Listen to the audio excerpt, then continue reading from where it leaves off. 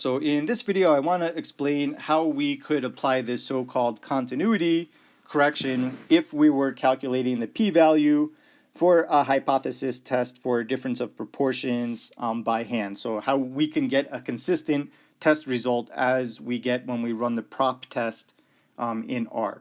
And so why we need to use the continuity correction is because we have populations which are given by binomial distribution. So we're counting how many successes there were.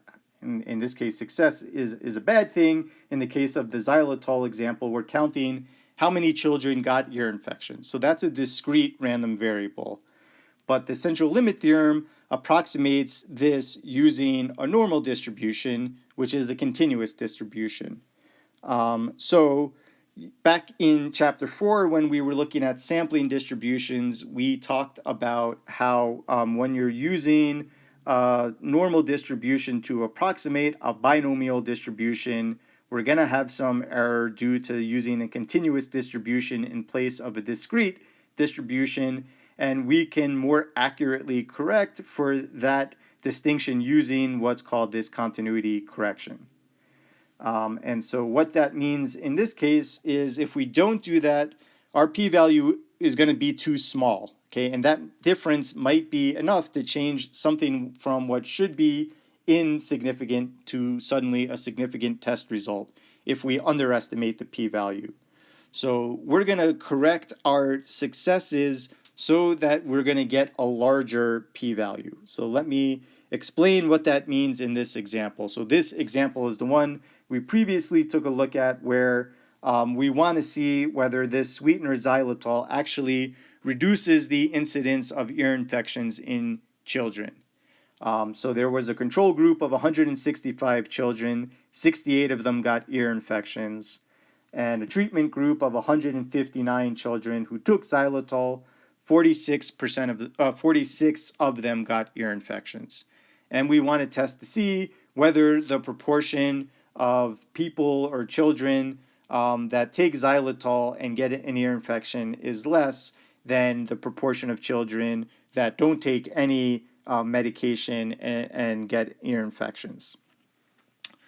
So we want to calculate this p-value again by hand. And so what the continuity correction is going to tell us, without the continuity correction, when we calculated the sample for xylitol, we took the 46 people that got an ear infection out of the 159.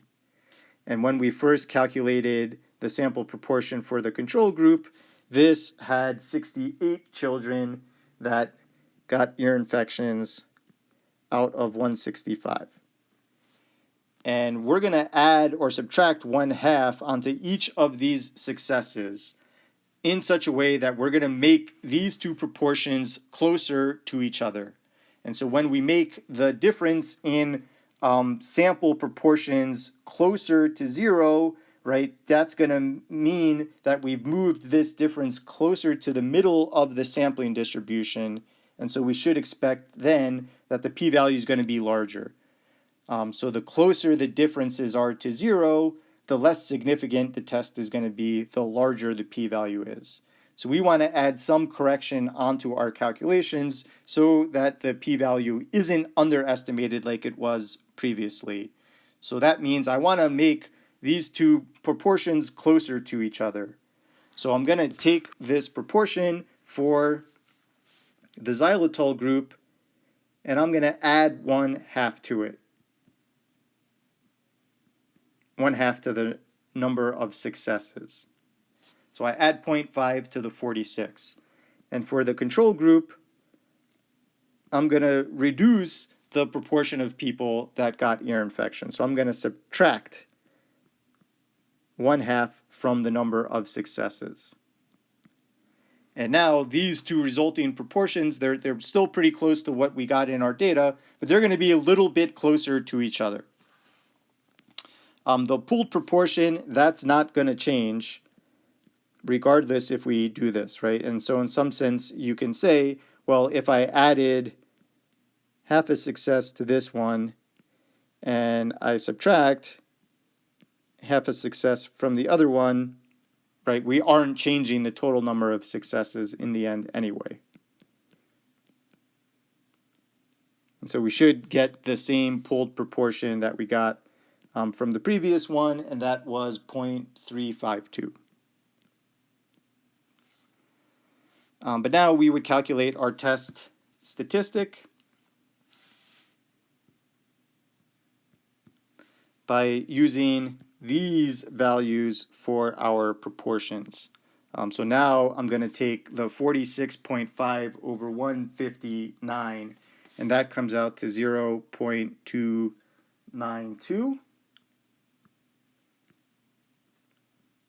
And then I take my new adjusted control group proportion, which is now going to be a little bit closer to the treatment group.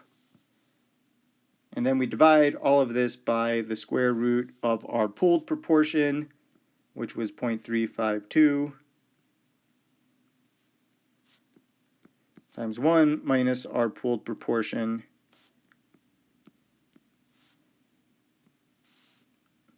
all times 1 over 159 plus 1 over 165. And with this calculation, now we get a slightly different test statistic, which is minus 2.204. And then if we wanted to now calculate the p-value, we're still doing a left-tail test, so we would still use the p-norm function and plugging in minus 2.204 using this fact that we've now standardized the normal distribution, we get 0.0138. And let me just say that this kind of matches much more closely, almost exactly what we get out of R when we use prop test. So to do things a little bit more accurately, you would want to apply this continuity correction and then make your decision based on the significance level. So if we were using a 1% significance level, recall, then this p-value is larger than the significance level, so we would not be able to reject the null hypothesis. So that's a wrap on finding confidence intervals for when we're comparing two means or when we're comparing two proportions.